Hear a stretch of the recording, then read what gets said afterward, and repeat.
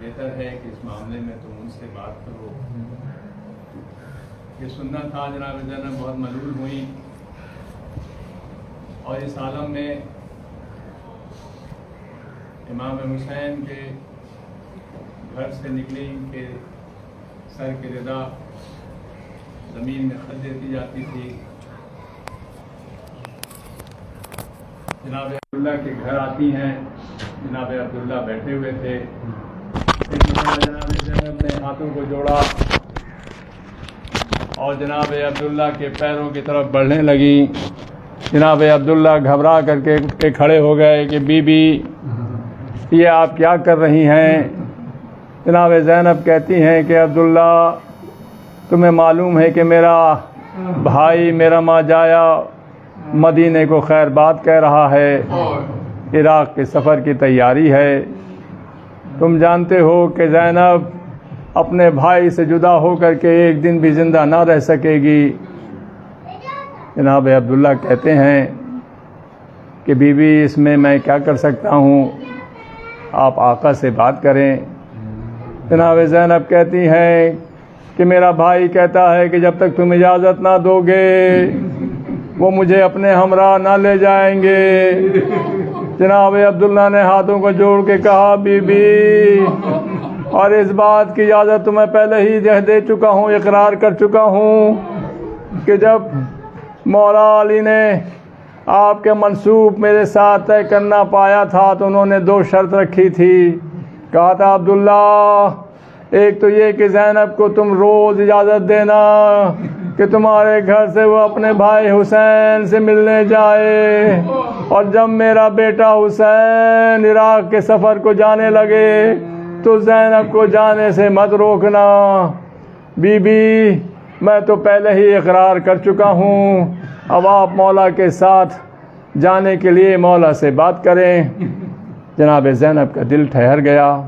خوشی خوشی کھڑی ہوئیں، جانے کے لیے پلٹیں کہ ایک مرتبہ جناب عبداللہ نے کہا بی بی ایک بات سنتی جائیے. جناب زینب کا دل پھر دھڑکنے لگا کہ ایسا نہ ہو کہ عبداللہ روک لیں. جناب زینب نے کہا کہ عبداللہ دیکھو تم مجھے اجازت دے چکے ہو، اب روکنا مت. جناب عبداللہ نے کہا نہیں بی بی میں روک نہیں رہا ہوں، مگر ایک بات کہنا چاہتا ہوں.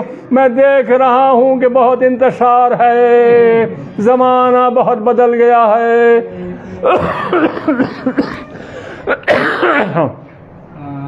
میرا دل کرتا ہے کہ میں اپنے دونوں فرزندوں کو آپ اپنے ہمراہ لیتی جائیے.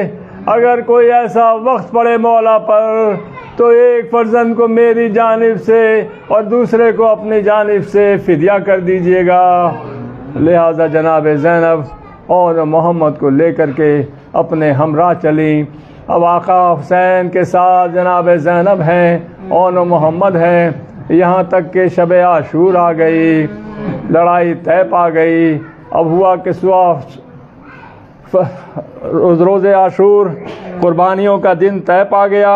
اب ایک ایک بی بی اپنے اپنے فدیہ تیار کرنے لگی. جناب زینب نے ایک مرتبہ ان محمد کو بلایا، کہا بیٹا دیکھو کل قربانی کا دن ہے، خیال رکھنا کہیں ایسا نہ ہو کہ کوئی اکبر جو ہے اس کو غزن پہنچے اور تم زندہ رہو، کوئی کسی بی بی کا لال جو ہے وہ شہید ہو جائے اور تم زندہ رہو. میں حشر میں اپنی ماں فاطمہ زہرا کو کیا منہ دکھاؤں گی؟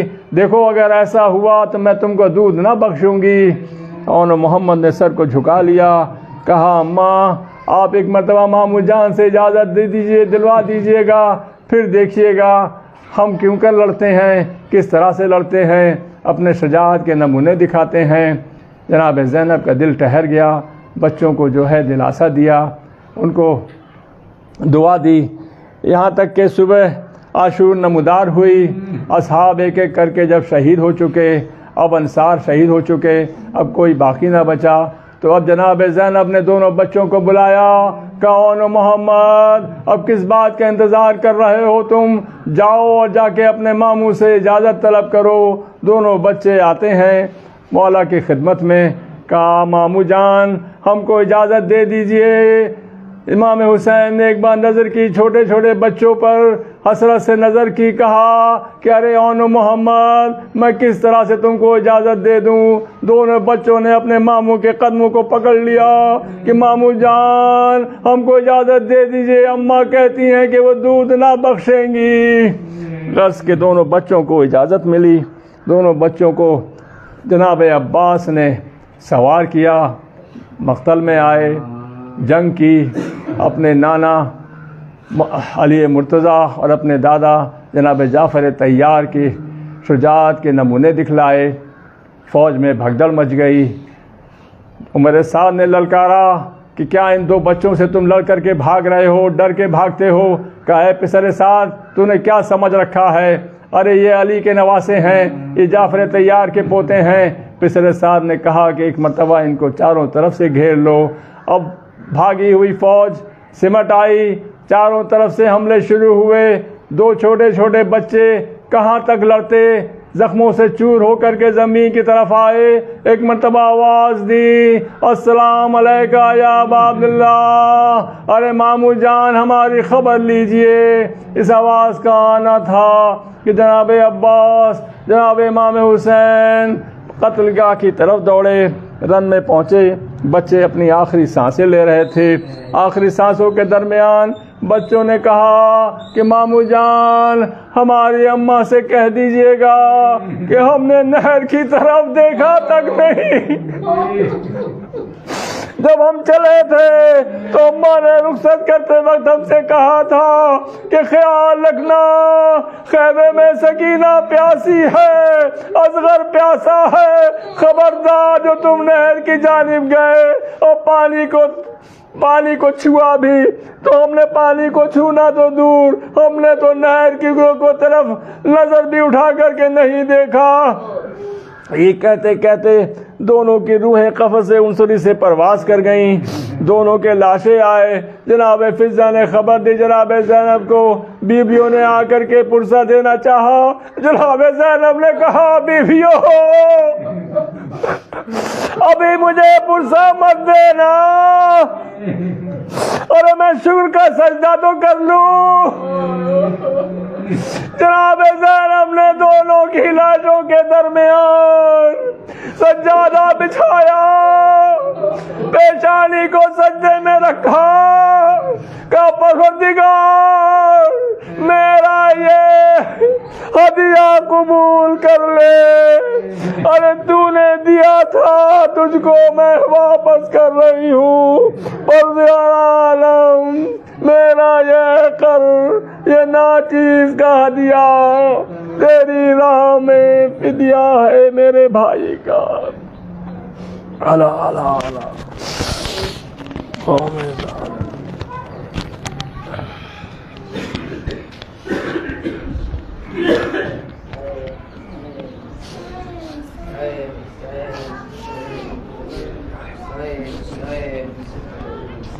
حسین حسین حسین حسین حسین حسین اے با وفا اے با وفا اے با وفا، رک زینب نے کہا اے میرے شیر ابا، چھن گئی میری ردا اے میرے شیر عباس، رک زینب نے کہا اے میرے شیر ابا، چھن گئی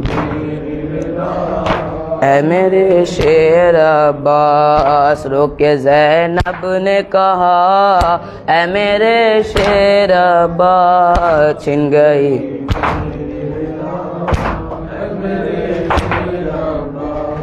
جب میرے سر سے ردا چھین رہے تھے یادا، ایسا لگتا تھا مجھے میرا جری آئے گا، اے با وفا اے با وفا اے با وفا اے با وفا، جب میرے سر سے ردا چھین رہے تھے یادا، ایسا لگتا تھا مجھے میرا جری آئے گا، تو نہ آیا بھیا اے میرے شیر عباس چھن گئی میری رضا اے میرے شیر عباس رو کے زین نے کہا اے میرے شیر عباس چھن گئی میری رضا اے میرے شیر عباس خیموں میں لینوں نے لگا دیا کر در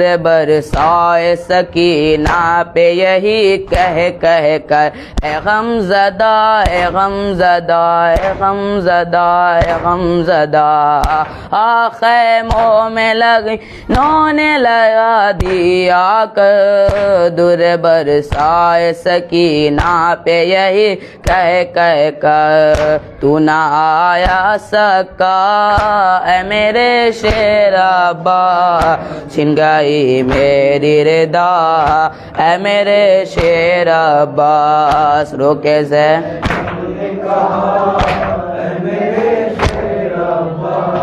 چھن گئی میری رضا اے میرے